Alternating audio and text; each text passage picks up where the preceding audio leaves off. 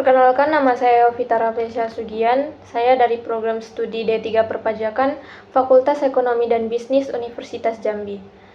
Di sini saya akan menjelaskan tentang pemotongan pajak penghasilan pasal 21 untuk pegawai tetap. Adapun mekanisme pemotongan pajak penghasilan pasal 21, terutama dengan skema tarif efektif rata-rata atau TER, secara langsung memengaruhi penghasilan bersih atau take home pay pegawai tetap melalui perubahan mendasar dalam cara perhitungan dan konsistensi pemotongan. Yang pertama, perubahan mekanisme pemotongan. Sebelum skema TER, perhitungan PPh pasal 21 seringkali tidak stabil. Perhitungan dilakukan dengan mengestimasi penghasilan setahun penuh lalu menerapkan tarif progresif. Akibatnya, pada bulan di mana pegawai menerima penghasilan tambahan seperti bonus atau THR, pemotongan pajak penghasilan pasal 21 akan melonjak signifikan. Hal ini seringkali menimbulkan kebingungan dan ketidakpastian finansial bagi pegawai. Dengan diterapkannya skema TER, pemerintah bertujuan menyederhanakan proses tersebut. Skema ini menggunakan persentase tarif yang sudah ditetapkan berdasarkan penghasilan bulanan pegawai, membuat pemotongan PPh pasal 21 menjadi lebih stabil dan konsisten tiap bulannya. Yang kedua, ada dampak terhadap take home pay. Perubahan mekanisme ini membawa dampak yang beragam pada take home pay pegawai.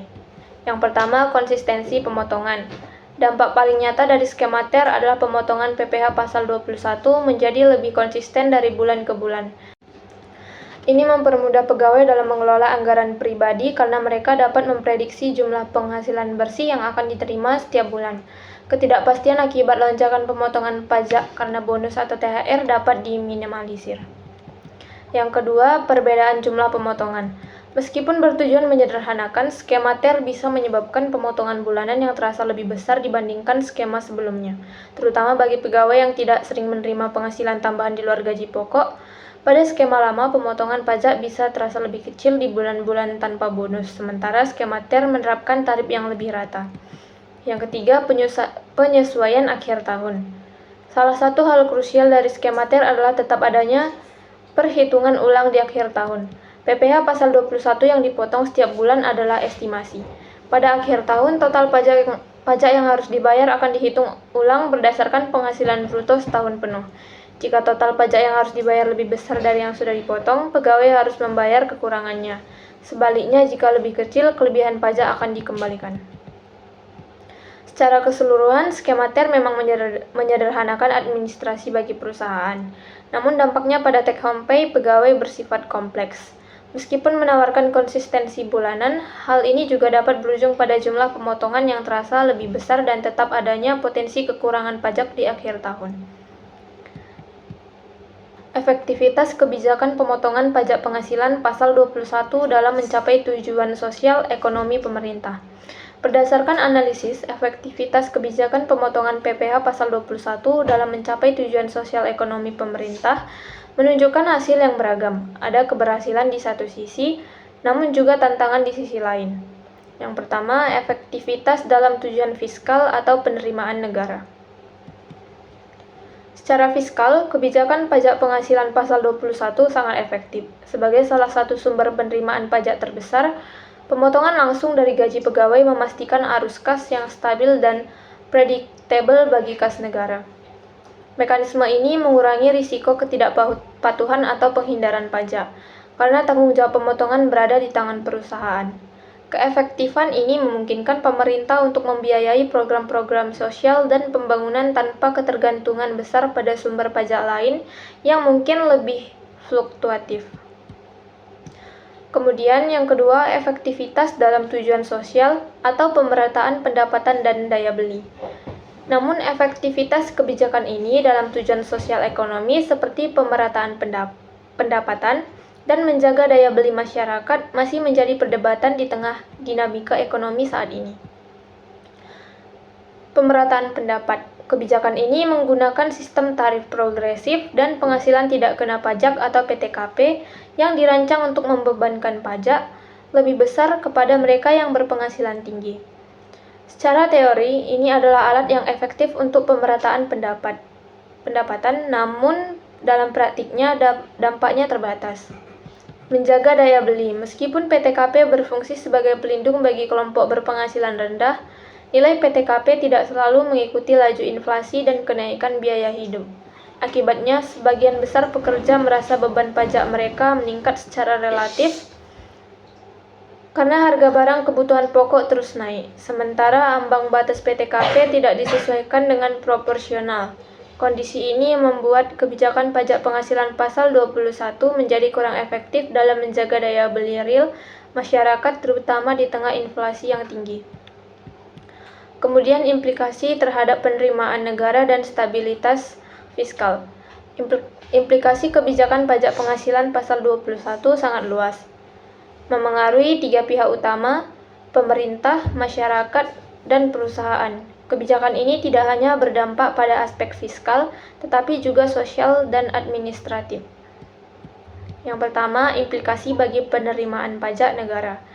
Kebijakan pajak penghasilan pasal 21 memiliki implikasi positif dan signifikan bagi penerimaan negara, yaitu penerimaan pajak yang stabil. Pemotongan pajak langsung dari gaji pegawai menjamin arus kas yang stabil dan konsisten bagi kas negara. Mekanisme ini mengurangi resiko ketidakpatuhan atau penghindaran pajak, karena tanggung jawab pemotongan berada di tangan perusahaan. Kemudian efisiensi pengumpulan pajak. PPh pasal 21 adalah salah satu metode pengumpulan pajak yang paling efisien. Pemerintah tidak perlu menagih pajak satu persatu dari jutaan pegawai, melainkan melalui ribuan perusahaan. Ini mengurangi biaya administrasi dan meningkatkan efektivitas pengumpulan. Implikasi bagi perilaku konsumsi masyarakat. Kebijakan pajak penghasilan pasal 21 juga secara langsung memengaruhi perilaku ekonomi masyarakat, khususnya dalam hal konsumsi. Penurunan take home pay. Pemotongan PPh pasal 21 secara rutin mengurangi penghasilan bersih atau take home pay yang diterima pegawai. Jika jumlah pemotongan signifikan, hal ini bisa mengurangi daya beli masyarakat, terutama untuk barang dan jasa non-esensial. Kemudian perubahan pola konsumsi. Dalam kondisi ekonomi yang sulit atau inflasi tinggi, penurunan daya beli akibat pajak dapat memaksa masyarakat untuk memprioritaskan pengeluaran. Mereka mungkin akan lebih berhemat dan mengalokasikan dana hanya untuk kebutuhan pokok, yang pada akhirnya dapat memperlambat pertumbuhan ekonomi yang digerakkan oleh konsumsi domestik. Yang ketiga, implikasi bagi perusahaan. Kompleksitas administratif. Bagi perusahaan, setiap perubahan kebijakan pajak penghasilan pasal 21 menimbulkan tantangan administratif yang signifikan. Yang pertama, beban administratif. Perusahaan sebagai pemotong pajak memiliki kewajiban untuk menghitung, memotong, menyetor, dan melaporkan pajak penghasilan pasal 21 secara akurat. Perubahan kebijakan, seperti penerapan skema tarif efektif rata-rata atau TER, menuntut perusahaan untuk memperbarui sistem penggajian, melatih staf, dan memastikan kepatuhan terhadap peraturan terbaru. Kemudian risiko hukum dan sanksi. Kegagalan dalam mengelola kewajiban ini dapat berujung pada sanksi berat, mulai dari denda administratif hingga sanksi pidana. Oleh karena itu, perusahaan harus mengalokasikan sumber daya yang memadai untuk fungsi pajak dan administrasi penggajian, menambah beban operasional. Adapun kesimpulan dari pembahasan yang telah saya jelaskan, berdasarkan analisis yang telah dilakukan, dapat disimpulkan bahwa kebijakan pemotongan pajak penghasilan pasal 21 merupakan instrumen fiskal yang sangat penting dan kompleks, dengan implikasi yang signifikan bagi pemerintah, perusahaan, dan pegawai. Yang pertama, dampak pada take home pay. Mekanisme pemotongan pajak penghasilan pasal 21, terutama dengan adanya skema tarif efektif rata-rata, secara langsung memengaruhi penghasilan bersih atau take home pay pegawai. Meskipun skema ini menyederhanakan perhitungan bagi perusahaan, dampaknya pada individu bervariasi. Bagi sebagian pegawai, pemotongan bulanan mungkin terasa lebih besar, meskipun menciptakan konsistensi finansial. Ini menunjukkan adanya ketegangan antara tujuan kemudahan administrasi dan dampak finansial bagi wajib pajak. Yang kedua, efektivitas kebijakan.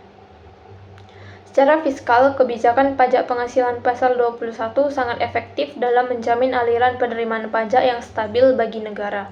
yang krusial untuk pembiayaan belanja publik. Namun efektivitasnya dalam tujuan sosial ekonomi seperti menjaga daya beli dan pemerataan pendapatan masih menjadi tantangan.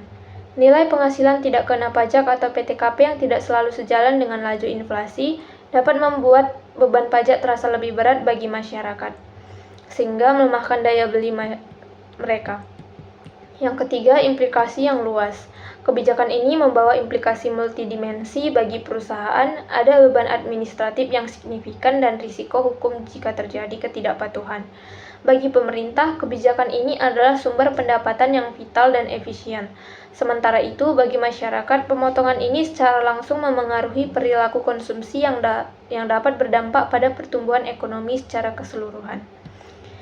Secara keseluruhan, pajak penghasilan pasal 21 adalah alat kebijakan yang kuat, tetapi keberhasilannya dalam jangka panjang sangat bergantung pada kemampuan pemerintah untuk menyeimbangkan tujuan fiskal dengan dampak sosial ekonominya. Diperlukan evaluasi dan penyesuaian yang berkelanjutan agar kebijakan ini tetap adil dan relevan di tengah dinamika ekonomi yang terus berubah. Sekian dari saya, terima kasih.